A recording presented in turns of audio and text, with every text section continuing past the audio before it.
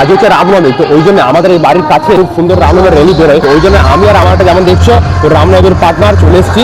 আওয়াজ হয়তো হালকা শুনতে পাচ্ছি, আমি রামনবমীর র্যালির কাছে কিন্তু চলে এসেছি। এই জায়গা থেকে মেন পুরো স্টার্ট হবে একদম র্যালিটা। সবাই কিন্তু রেডি হয়ে আছে, এখন তো রাম পাম্প হয়েছে, অনেকে সীতা সেজে আছে।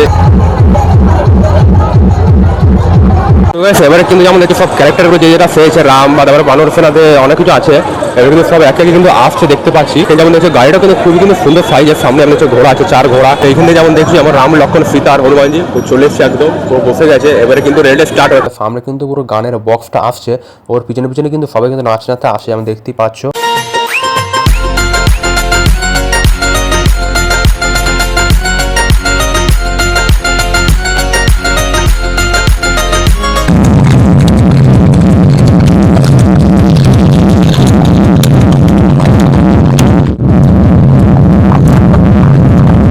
পানি রাত হয়ে যায়, সব ঠান্ডাগুলো লাইটিং ফাইটিং আছে।